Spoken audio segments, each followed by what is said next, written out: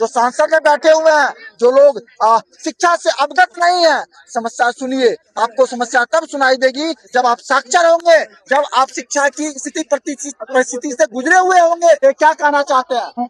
Media के माध्यम से यही कहना चाहते हैं कि जो 22,70,000 नौजवानों के भविष्य के साथ आपने खेल खेला है वो नहीं चलेगा।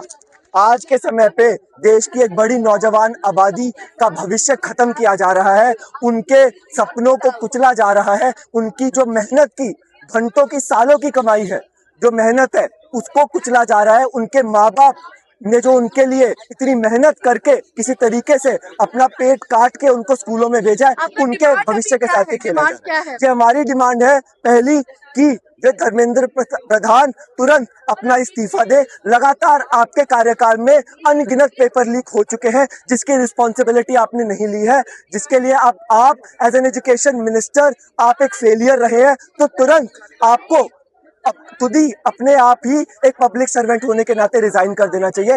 दूसरी मांग जो हम उठा रहे हैं, तुरंत एनटीए एक ऐसा नकले पेपर की डेट निकाले, क्योंकि जो साइकोलॉजिकल डिस्ट्रेस, जो इमोशनल डिस्ट्रेस आपने स्टूडेंट्स को दिया है, अब स्टूडेंट्स को ये भी नहीं पता है अगली पेपर की डेट कब आएगी, उनको ये भी नहीं पता है उनको कितने दिनों की तैयारी करनी है। तो ये मांग हम आज इस सरकार में, सुशासन की सरकार 22 राज्यों में बना चुकी है और फिर भी शिक्षा में सुधार नहीं करा सकी है।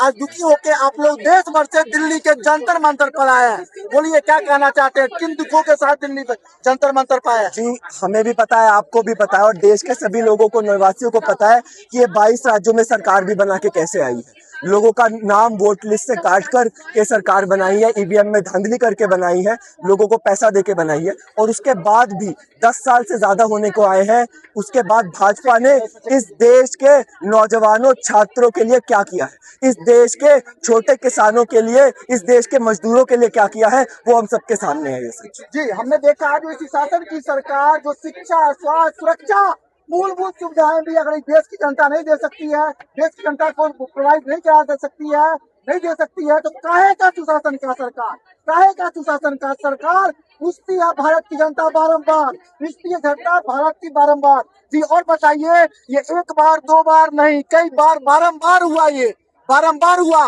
क्या अब उस शिक्षा मंत्री को उस पद पर आने का अधिकार है?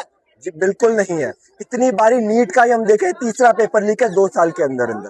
पहले 2 साल पहले 2024 में और 26 में और 2021 में भी पेपर लीक हुआ था। तो लगातार चाहे कोई भी पेपर आप उठा लीजिए, यूजीसी नेट का उठा लीजिए, नीट उठा लीजिए, आप सीयूईटी, यूजी, पीजी में हर साल इरेगुलरिटीज, एग्जामिनेशन सेंटर्स में किसी न किसी तरीके की धांधली पाई जाती है। उस पर सरकार चुप्पी साधे बैठी है। कभी भी एक दिन भी एक भी बयान हमें नहीं मिलता है हमारे प्रधानमंत्री से, हमारे एजुकेशन मिनिस्टर से इस पे। बल्कि हमारे प्रधानमंत्री तो बिजी है भ्रमण करने में। वो चाहते हैं कि हम यहाँ पे सड़ते रहे, लेकिन वो तो जाएंगे अपने एरोप्लेन में, अडानी जी के एरोप्लेन में, और बड़ी बड़ी डीलें करके आएंगे देश के पूंजीपतियों के लिए, जिनके बच्चे यहाँ पर दिल्ली विश्वविद्यालय और जेएनयू और तमाम यूनिवर्सिटियों में नहीं पढ़ते हैं। ये भाजपा के इन नेताओं के, मंत्रियों के बच्चे बाहर हार्वर्ड जैसी बड़ी बड़ी यूनिवर्सिटी में लाखों करोड़ों की फीस देके पढ़ते हैं, या फिर इस देश के जियो इंस्टीट्यूट, जिंदल इंस्टीट्यूट में पढ़ते हैं, जहाँ की फीस इस देश के 80 से 90% छात्र नौजवान नहीं दे सकते हैं। तो उनसे हम ये प्रेशर डाल के, दबाव डाल के ये मांग करते हैं कि देश के 90% छात्र नौजवानों की हताशा को सुनिए, उनकी मांग को सुनिए और तुरंत नेक्स्ट पेपर की डेट रिलीज की जाए। एनटीए एक ऐसी करप्ट बॉडी है जिसमें सिर्फ 20 से 25 परमानेंट एम्प्लॉइज है, बाकी सारा काम कॉन्ट्रैक्चुअल एम्प्लॉइज करते हैं।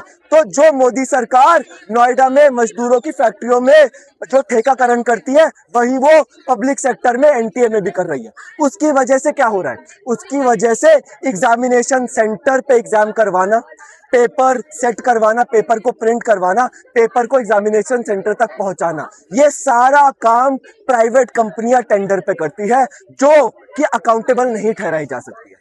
क्या वो प्राइवेट कंपनियां स्टूडेंट्स के अच्छे के लिए एग्जाम कंडक्ट कर रही है? नहीं। जनता को ये बताइए, आप तो नीट की प्रिपरेशन करने में, एंट्रेंस एग्जाम प्रिपरेशन करने में कितना समय लगता है बच्चों को?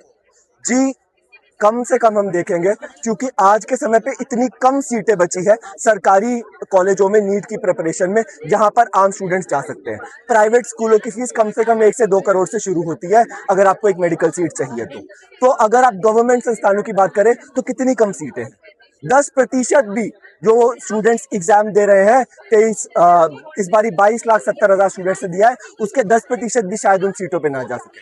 उसके बावजूद भी लगातार इन सीटों को कम किया जा रहा है, इन सीटों को, इन एजुकेशन इंस्टीट्यूशंस को खत्म किया जा रहा है, उनकी फंडिंग रोकी जा रही है। तो इतनी कम सीटों के लिए सारे स्टूडेंट्स लड़ते हैं, एग्जाम की तैयारी करते हैं। और अब जब हम सबको पता लग रहा है कि इस सिस्टम में मेरिट का कोई मतलब नहीं रह गया, जब आप 3 साल 4 साल कोटा ऐसे अलग अलग इंस्टीट्यूट की फीसें भरकर आप कोचिंग लेते हैं और उसके बाद आपको पता लगता है कि पेपर लीक हो गया है, तो देखिए आप आज के नौजवानों की मानसिकता के साथ क्या कर रहे हैं।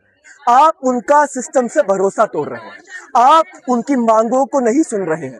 तो हम यहाँ पर आए, हमें शौक नहीं है यहाँ पे आने का, हम चाहते हैं कि हम लाइब्रेरी में पढ़े, लेकिन कौन से एग्जाम के लिए पढ़े। नेक्स्ट एग्जाम जो हम पढ़ेंगे, क्या हमारे पास कोई गारंटी है उसका पेपर लीक नहीं होगा। अब जब यूजीसी नेट दोबारा करवाने वाली है 1 महीने में, क्या गारंटी है कि उसका पेपर लीक नहीं होगा, जब 2 साल पहले वो हो चुका है।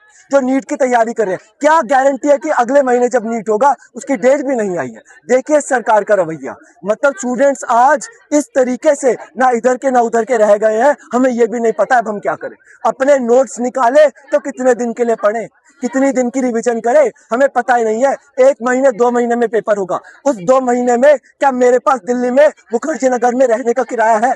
मैंने तो अपनी प्लानिंग में इधर तक किया था, मैं वापस अपने गांव जाने का सोच रहा था। तो देखिए आप या देश के नौजवानों के साथ क्या कर रहे हैं। तो इसलिए सरकार को समझना चाहिए इस बात को, और तुरंत एजुकेशन मिनिस्टर को रिजाइन करना चाहिए, नई डेट एग्जामिनेशन की आनी चाहिए, और ये जो हमारे प्रधानमंत्री हैं जो भ्रमण करने में लगे हुए हैं, उनको इस इशू को एड्रेस करना चाहिए और तुरंत एक कमेटी बिठा के सख्त से सख्त कार्रवाई की जानी चाहिए। जो अपराधी है उनको सख्त सजा दी जानी चाहिए। तो आप देख सकते हैं किस प्रकार से आज इन युवाओं की दुख है, दर्द है, और आज ये दिल्ली के जंतर मंतर पर अपनी व्यवस्था को बता रहे हैं।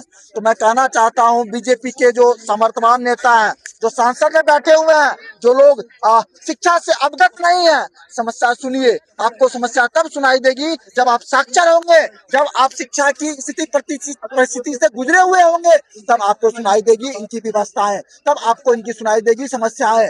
वरना आप एसी में बैठ करके बड़े बड़े भाषण दे करके 12 साल में जो सरकार शिक्षा का सुधार नहीं किया सकती, तो इससे शर्मनाक बात हो नहीं सकती। बड़े बड़े वादे, जुमले, वादेबाजी का मतलब नहीं होता। इस गुरु का झूठा सपना दिखाना भारत को भरोसा नहीं होता।